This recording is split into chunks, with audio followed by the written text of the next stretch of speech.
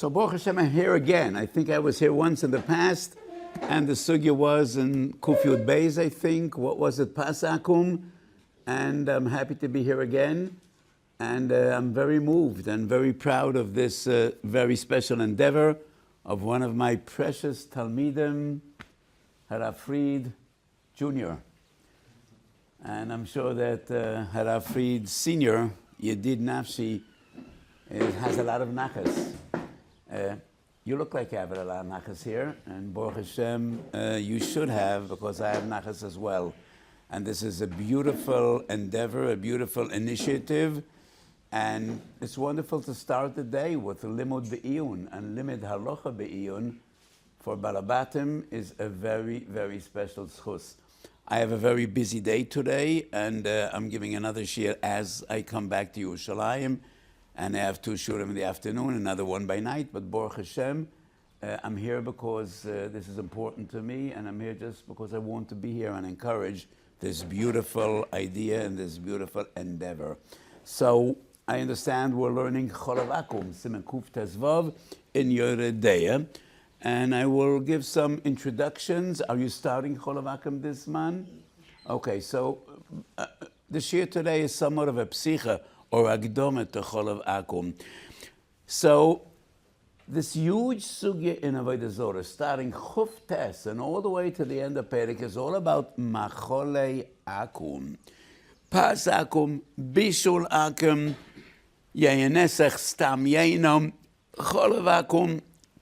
And most of these prohibitions are because Benoiseihem, just to build a moat and a wall between us and other peoples. And Chazal described these asurim as binoiseyem. The ultimate chashash is intermarriage. And that's what we're afraid of. But Chalav Akum stands apart.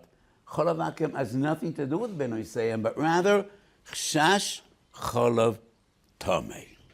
And you cannot drink any milk products from a goy because maybe it's not kosher. And that is why the sugya is starting off with Lamed Hey, but Lamed Tes Lamed Beis, we learn that Ton Rabbanon, Yoshev Yisol b'tzad edroi shel oived kechovem v'oived kechovem cholev u'meivi loi ve'einoi choishesh. So if a Jew is supervising and he's on the premises, then we're not afraid that maybe there's a taroivis of cholov tomei, because mirtas, the people, the non-Jews that are milking the cows, don't want to jeopardize their panosa, they don't want to be caught red-handed, and therefore, mirtas, loosely translated, is they're afraid, and therefore there is no chashash. If the issa would be mitzad benoiseyem, supervision would be irrelevant, but because the issa is not mechashash benoiseyem, it's not about intermarriage, it's just about eating kosher and not being nishal b'cholav tamei, that is why supervision is sufficient. And the Gemara says, even though the Jew is seated, and from where he is seated, he doesn't see what's happening, because every moment he could just stand up. And when he stands up, he will see what everyone is doing. And that is enough to create an atmosphere of mirtas. And in that situation, there is no issa in Chalav Akum. There's a huge discussion starting off in the Rishonim, primarily the Mordechai in Siman Tov Tov Chavav in our Perek Beis Shel Masechet Avodah Zorah. Is there an issur of Chalav Akum when it is totally unreasonable, the chashash of Cholav Tomei? Not because there is supervision. There is no supervision, but for external reasons, the chashash is almost, we would say, irrelevant, totally unreasonable.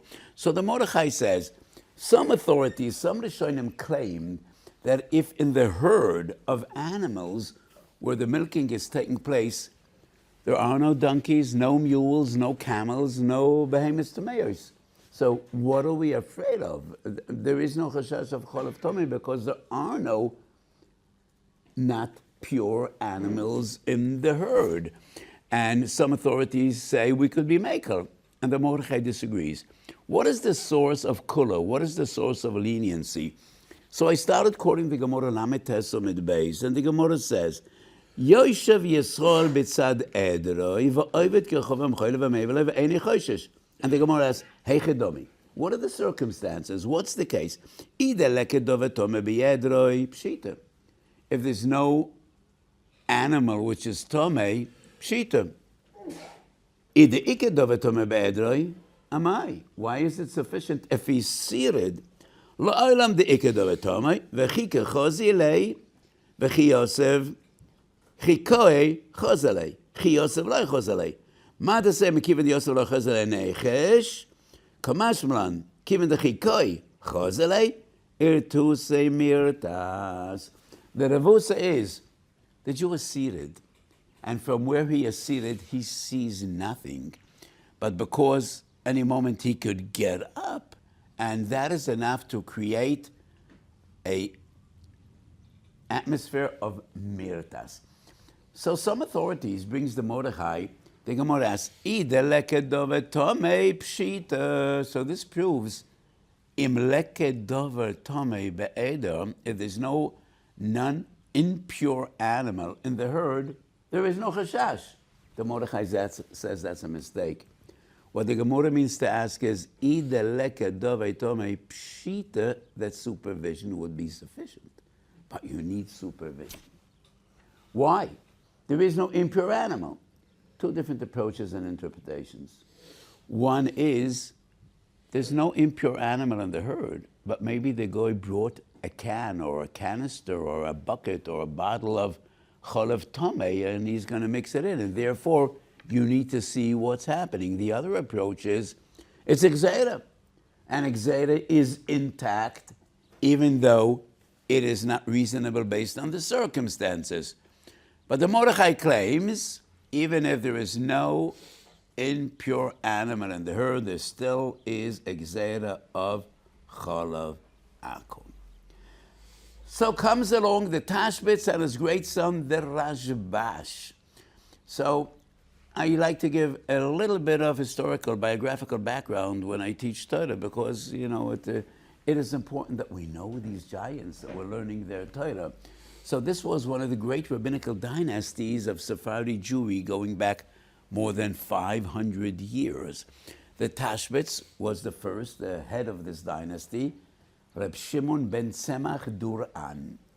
Tashbitz is Chuvis, Shimon ben Tzemach. His son was the Rashbash, Rabbi Shlomo ben Shimon. Third generation, the Einiklech of the Tashbitz and the Ur Einiklech, the great-grandchildren of the Tashbitz. And that is the third chilek of the Tashbitz, which is called Chut HaMeshulash, because this is a compilation of 3 grandchildren and great-grandchildren of the Tashbitz. Chuvas HaRashbash, Tov Kuf Nun Daled, quoting his great father, the Tashbitz. If there are no impure animals in the entire city, in the entire vicinity, everybody agrees that we do not need to be choishesh. So if there are no impure animals in the herd, we still are choishesh. Maybe he milked a treifa animal, a tome animal at home, and he brought the milk. But if in the entire vicinity there is no impure animals, we don't need to be choishesh that he flew something in from America, because there was no refrigeration at the time, and the milk would become sour if you bring it from a faraway place. So there is a limit. How far do we need to be choishesh? So the Tashbitz paskind, and he's quoted by his son, the Rashbash, Tov Kuf Nun Daled. Chut HaMeshulash, there is Tur Aleph, Tur Beis, Tur Gimel, Tur Aleph Simen Lamed Beis. And the Einikel of the Tashbitz says he also has the agreement of Rab Ashturi Aparchi, who is the Kaftor Veferach, one of the Gedolei Eretz Yisrael in that era. And they all agree, if there is no Tomei animal in the entire city, in the entire area, then one could be Mekel. Many disagree with this psak, primarily Mahari Brona. And he writes in his Shuvah in Ayin Ches, Chalav Akum is a davar hanesar b'minyan. Davar hanesar b'minyan, tzorach minyan acher lahatiroi. So the fundamental question is, How do we define the Isser of Chalav Akum? Is it a chashash or a gezeira? And that is the fundamental question. If it is a gezeira, one of the most fundamental rules in halacha, and the source of this yesoid, of this klalas and beitza daf hey, when Chachamim issued a decree, even though the rationale is no longer reasonable, or maybe not even relevant, the decree is intact, and the halacha does not change. That is a fundamental yesoid. That is when we're dealing with a gzeira, when we're dealing with a chashash, and the chashash is no longer reasonable, there is no chashash. And I'll give two examples. We should just understand the difference between a gzeira and a chashash. Gilui. That is another sugya, Masechet Avodah Zorah. Chazal were choshesh for gilui.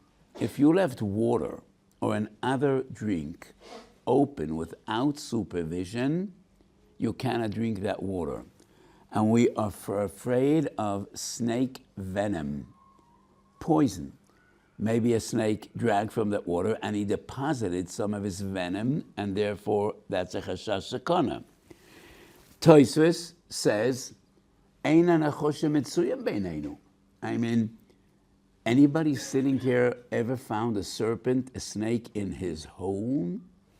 It is very uncommon, and it was uncommon in the days of the Rishonim, and therefore Tosfos says, we are not choshesh for gilui. And that's the psak in Shulchan Aruch. Today we don't need to be choshesh gilui. The Litvish world is very machman and gilui, and that is because the shit of the Gra in Maaser Rav. So the Gra is choshesh for gilui against the opinion of the Shulchan Aruch. And the Gaon says, the Gemara says, the Isser of gilui is because of the risk, running the risk of putting the life in jeopardy. Maybe there is snake venom in this drink, but maybe there are other reasons as well that Chazal didn't share with us. And therefore the Gaon is machman and gilui, the Litvish world is machman and gilui. Hasidim generally aren't machman and gilui. I'm not choshesh for gilui because the Shulchan Aruch says we don't need to be choshesh because I never found a snake in my house.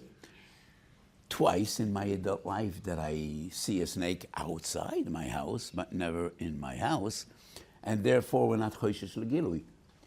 Because gilui is not a gezeira, it's a chashash. And if the chashash is no longer reasonable, then there is no isser. The other example is mayim achroinim. And a mayim achroinim, Shulchan Aruch brings two different opinions.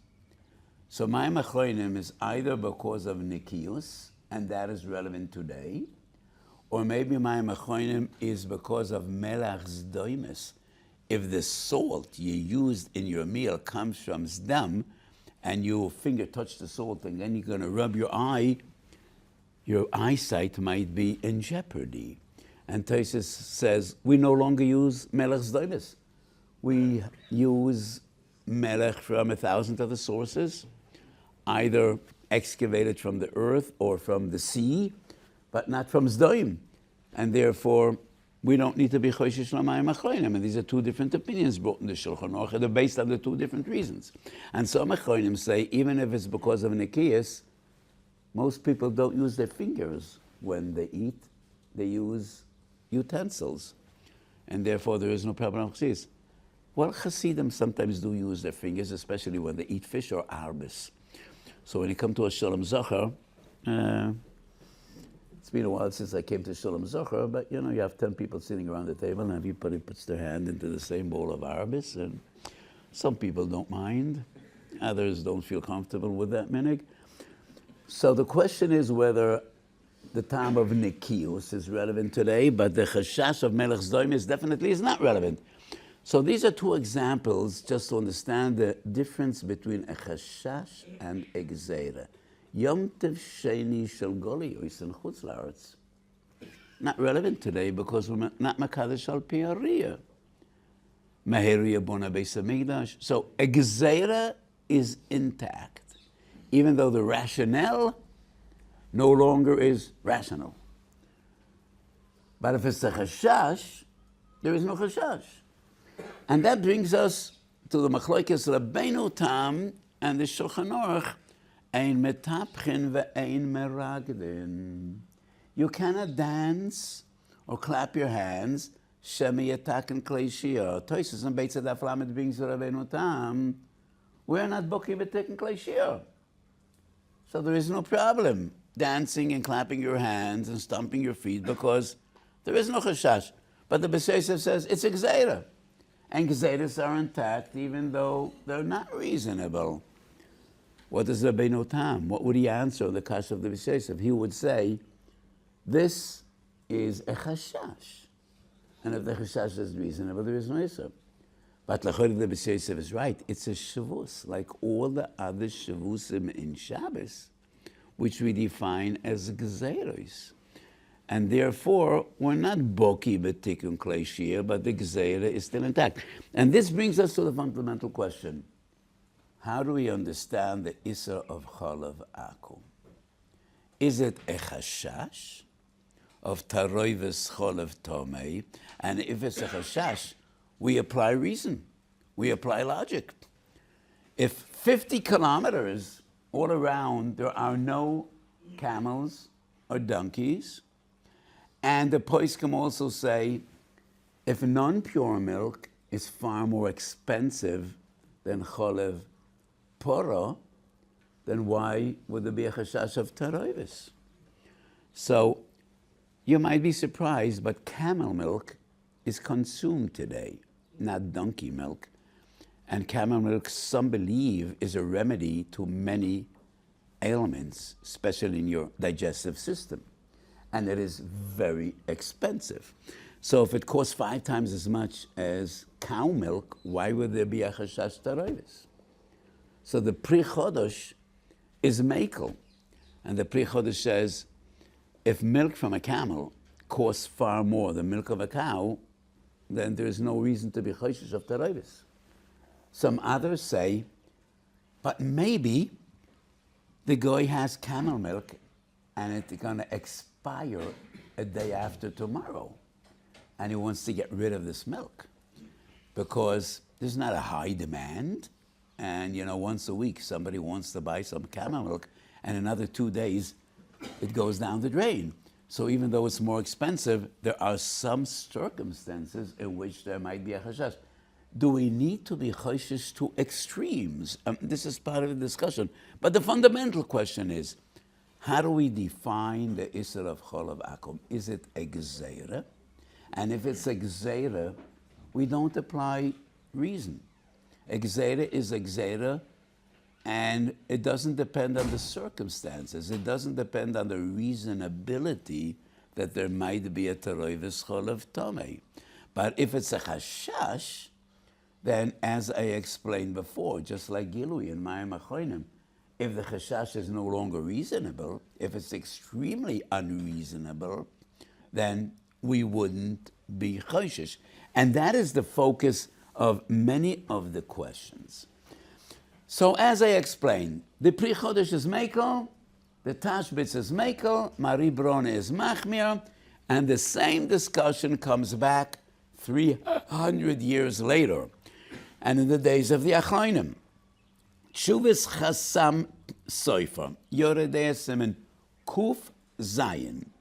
The Chasam Sofer says, Dovar Shenesar B'minyan, it is a gezeira. And the Chasam Sofer goes to the extreme. He deals with gvino. You can buy cheese from a goy. Why not? Yes, cheese is derived from milk. But Chazal didn't ask for cheese. They asked for milk. And cholov tomei is damaging to cheese. The best cheese is only cholov pora.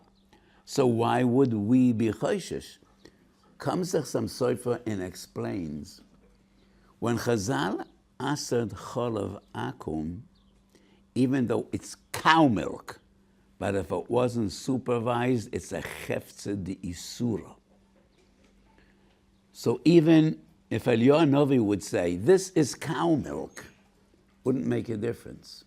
Because Chazal asked cholov shecholvoi akum without a Jew being on the premises. So the chashash of gvino, there might be milk in the cracks of the gvino. But it's not cholov tomei. Cholov tomei would damage the cheese. Explains Zichron HMC, no, we're choshesh for cholov toher. But even cholov toher, if a goy milked that milk and there was no Jew on board, it's also. So the Zichron HMC clearly argues cholov akum is a gezeira. And even if we assume it is cow milk, but it's also any milk that a goy milk without a Jew supervising. A contemporary of the Zichron HMC was Rabbi Loza Fleckels, Charles Tshuvas Tshuva Me'ahava. And he was one of the greatest disciples of the Noide B'Yehuda. And in the introduction to his Tshuvas, he has a kuntras, and he comes out very harshly attacking those that are mekel and cholov akum. And he says there are burim and amei oretz. Well, very harsh language when you bear in mind that that's the Pri Chodosh, one of the greatest poskim of his time, and it's the Tashbitz, quoted by his son, the Rashbash. But the Zichron HMC and the Tshuva Miyava says, this is a gezeira. And if it's a gezeira, we don't have the ability to apply logic or reasonability. The only heter would be mertas. No other reasoning would be relevant. It's not kedai, because cholov tomei costs more than cholov toher. It's not reasonable, because 100 miles around, nobody milks camels or donkeys. Doesn't matter. Only the heter we find in Chazal, which is supervision, which causes mirtas. The Chazon Ish, on the other hand, Mem Aleph, Ois Daled, Chazon Ish accepts the ruling of the Pri Chodosh. It's a chashash. And therefore the Chazon Ish is the first one that says when it's against the law to be ma'alav cholov tomei, that is sufficient and you don't need supervision. Because we assume that no person producing milk, no farmer, would jeopardize his parnasa, or maybe go to jail, or be fined $1 million to earn $100. And therefore the Chazon Ish says if there is government regulations, then that is enough to permit cholov akum. This heter is known as the Moshe's heter. And the Moshe has several tshuvas.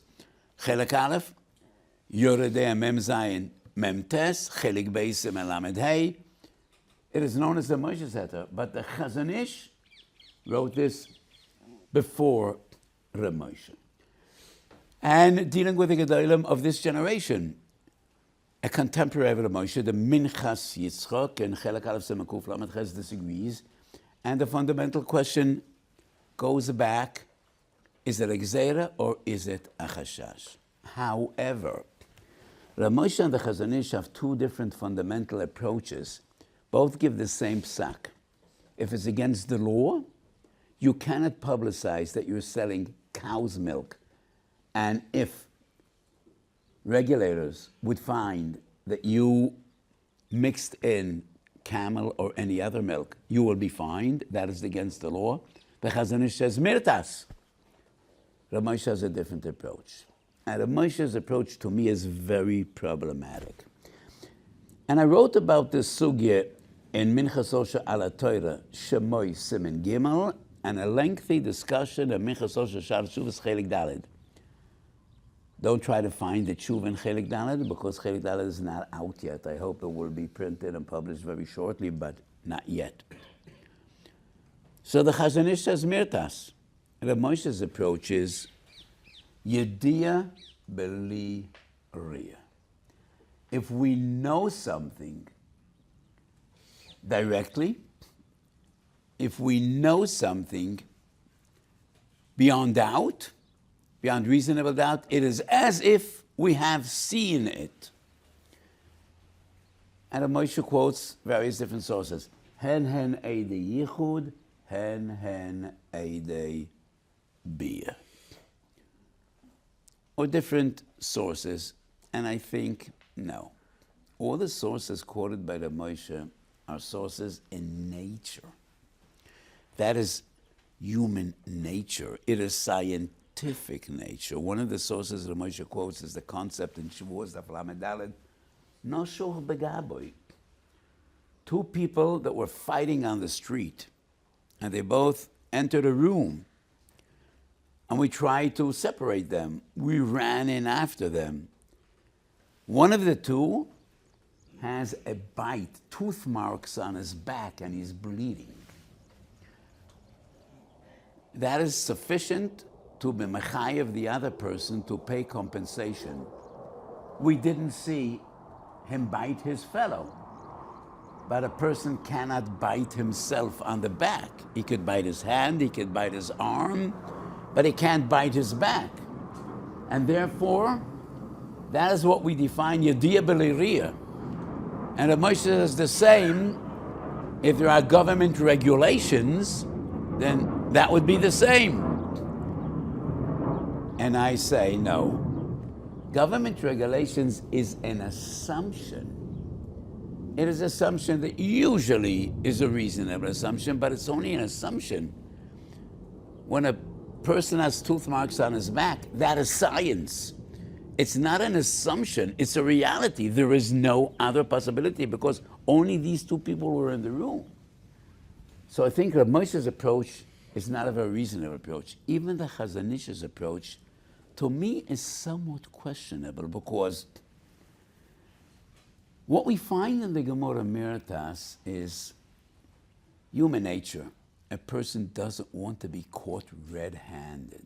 It's terribly embarrassing when you are caught cheating. But being caught by government regulators, it's not the same nature of meritas. I'll get a good lawyer, I'll deal with it. The fact is, how many tax evaders are in the world? Who knows? Probably as many decent taxpayers. I think for every decent taxpayer, there was someone out there that's not paying proper taxes. So obviously, government regulations is not always 100% reliable when you're dealing with a possibility of making a profit. So most times it's meritas, but this happens all the time. People break the laws all the time to make money. I mean, anybody that is out there in the world knows this. So how could we compare one meritas to another meritas? So I think being mater cholov Akum based on the law is a somewhat questionable psak. Rav Moshe's approach is totally, to me, strange. We can't define this as Yediyah B'Liriyah. And even the Chazon Ish is a huge stretch of the concept of mirtas. The only mirtas we find is mirtas. Person doesn't want to be caught red-handed and he's ashamed to look into the face of the other guy. You cheated, you lied. Why did you do this? When you're standing against the government regulators, it's a totally different story. And this brings us to the most pressing question of our time in Chalav Akum, surveillance cameras. And my opinion is surveillance cameras are 100% reliable. And that is mirtas in the most basic form. It doesn't make a difference whether a person sees you directly or he will check the camera and see exactly what you did. And surveillance cameras are far more comprehensive and reliable than a person that is seated and he might get up. By human nature, when you have 100 people milking cows and the guy suddenly stands up, where is he looking? He looks here, he looks there. It takes a split second for a person fooling around to to disengage. And Afar Pikan Chazal said, that's sufficient. He doesn't see anything right now, but if he stands up, he could see. And exactly what would he see? When people are seated next to cows, and many people are milking many cows, and a person stands, does he see everything? But in a modern facility, surveillance cameras are far more reliable. So when I am challenged and I asked, who says that that is mirtas? I say, well, ask any person that owns a chain of department stores. So for 100 years, there was a supervisor moving around from one floor to the other, from one department to the other, and people stole tons of goods. Since there are surveillance cameras, and a person is standing next to the door looking at those cameras, theft was down by more than 90%. Some people still dare and steal, yes, but theft is down by 90%. So you need no greater proof than this, that the mirtas of a camera looking at you is far more reliable than the mirtas of a supervisor on the premises. And therefore, in my opinion, surveillance cameras is enough on the condition that the only one to check those pictures and those films and those video reels is the mashgiach. Because if the guy owning the farm is the one that play around with the cameras, then it means nothing. So some people argued, but the system sometimes breaks. It does. And the mashgiach sometimes didn't arrive. You know, sometimes accidents could happen in any system. But the guys milking those cows don't know whether the cameras are working or not. And that is a mirtas at least as good as a mashgiach that's seated and he might stand up. But nevertheless, halacha l'maisa, I say you still should have a mashgiach. But hashgacha on farms is very problematic. So most kashrus organizations don't have a physical mashgiach whenever they milk. The mashgiach arrives once a week, twice a week. And in the modern world, somebody knows when the mashgiach arrives. He doesn't drop out of the sky in a split second, you know. He needs to drive in, and you know, and there's a gate at the beginning of the farm, and so people know when the mashgiach arrives. So I think surveillance cameras are a huge benefit and a very positive supplement to the mashgiach. So the psak I gave, don't fire your mashgiachim, but it definitely is a very relevant, and I think that is the ultimate mirtas of the very same nature as the mirtas put in place by Chazal. So the fundamental question in many of the shaylas are, how do we define the Isra of Chalav Akum? Is it a chashash or a gzeira? And it's a huge difference. If it's a gzeira, the only heter we have is the heter of mirtas. And in my opinion, the nature of mirtas must be the mirtas of embarrassment when a person is caught. And maybe he's not a professional mashgiach, so he's not going to jeopardize his parnosa. But it's still mirtas. The mirtas is, it is extremely unpleasant and embarrassing. You lied and you cheated. And therefore, I question the svara of mirtas by government regulations. However, if we're dealing with a chashash, then there are many other svaras to be makel. If the chashash of taroives cholav tomei is far-fetched, it is unreasonable.